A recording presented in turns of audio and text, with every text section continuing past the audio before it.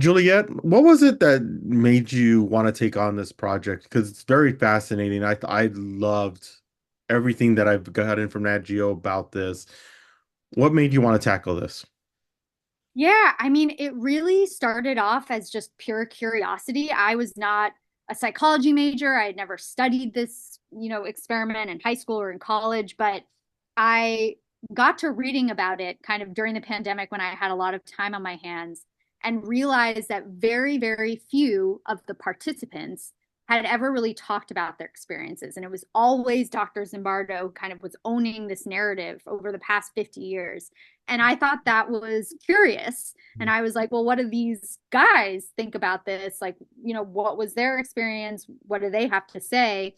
And I decided I would try to find them and ask them.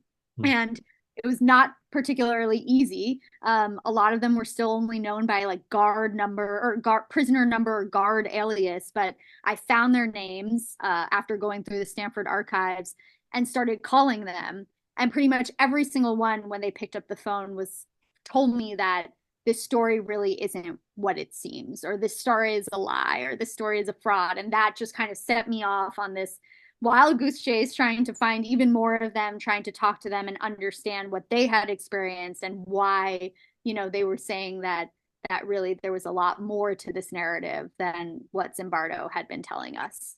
Yeah, and after talking to Dave and Clay just a little while ago, they really put it in a fascinating way. They had mentioned that it's was almost like a precursor to reality TV and what it is now.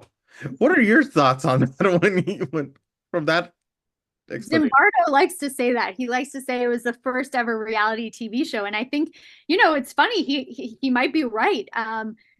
He was a genius when it came to this experiment. That was something that he did very well. He was really good at marketing this thing, and he had the foresight to film some of it and to get audio recordings and to get photographs of this kind of weird experience that was almost more akin to fraternity hazing than what you would think of in a scientific experiment. So there was something very, you know, media friendly about this study from the get-go, from the very beginning. And that, is a testament to Zimbardo's showmanship and brilliance when it came to marketing this thing. Yeah. As a director, to go at the archive and to look for these archival footage, how much of it was still intact and usable, and how much did you have to like clean up? Because we are dealing with 40 something years, 50 years of history.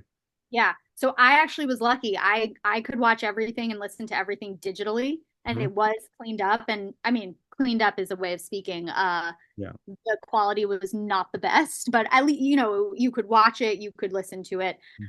What was really difficult was kind of parsing through it all. It was not organized in any way. I have maybe a spreadsheet just like filled with like not millions, but at least like 1,000 entries, like trying to make sense of all of these different materials. So it was laborious, but thankfully it was all digitized, and I could look at it pretty easily.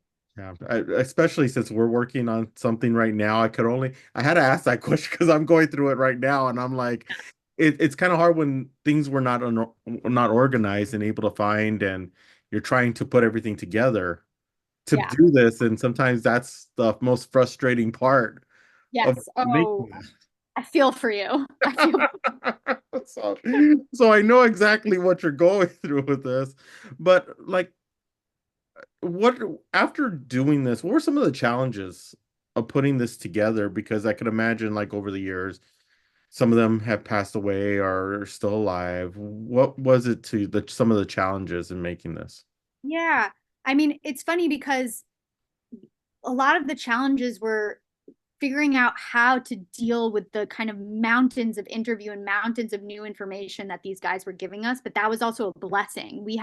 Because I spent the time really talking to a good number of these participants, we had so much information. And then it was just working with our editors, Mohammed El Monasterly and Steph Kelly, to really figure out how to piece the puzzle together because we had so much, and how to do it in a really thoughtful, smart, and entertaining way. And And I would say, the fun part was getting to interview everybody, and then the hard, most challenging part was really figuring out how to reveal all the twists and turns that this story kind of held, and do it in a way where people would actually want to watch. Yeah. And trust me, people are going to want to watch this because it's very, very fascinating. The one thing I do want to ask you too is that with these type of series, it's and with the way journalism is nowadays, this is probably the pure form of journalism at this moment, and really could dive in and tell a story.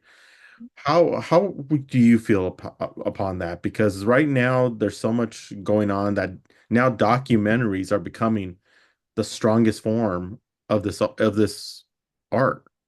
Yeah. Yeah, no, I could talk about this idea for hours. It was really important to me I came to this project not really having an angle. I didn't know a lot of, these revelations until these guys started telling me them.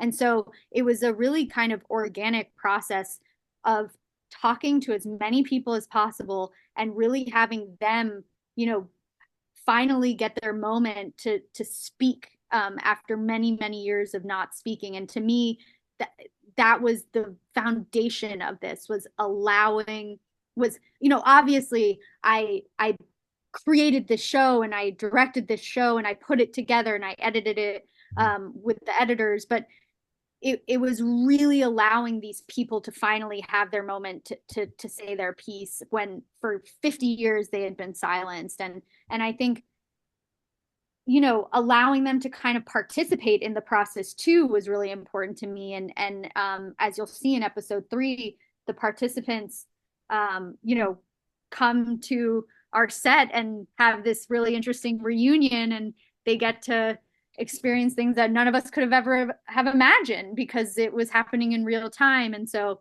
yeah, it was coming to this with a really open mind and letting the participants really guide the story. Yeah. And now that this is finally coming out, people are going to be watching it. What are your afterwards, after this is now out to the public, what is your personal like aha moments now that you look back and you're revisiting this?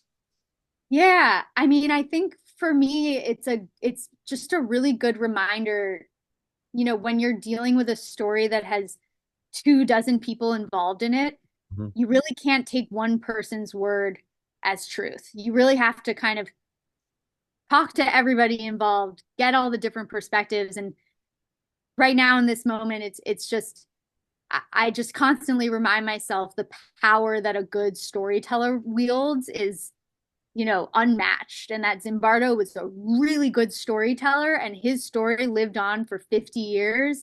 And I'm really grateful for him to have done his study. And I think it's important that even 50 years later, that we scrutinize, that we look at things, that we ask questions, and that we form opinions of our own when it comes to big ideas like the ones that he was talking about. Yes, I agree. Juliet, thank you so much for stopping with us. Really appreciate it. And I have to mention before we let you go, I loved Water and Power at California Heist. Loved that it was so well done, and I just love it. I can't say much more Oh, about it. fun. Oh, I'm so glad. That makes me so happy. Well, Thanks for saying. with my family working, my sister who works in the government, can't say Mhm. where right now because we're live and we're doing an interview, but with what she had to do with all the water crisis and everything that was going on, it was really fascinating to see your take on it. And amazing work. That's why I say if see this and then go back into her archive, watch all her documentaries, everything that she's worked on. She's done some amazing work. So thank you so much, Juliet. Thank you, Michael. Thanks so much. I really appreciate that. Thank Yeah. you.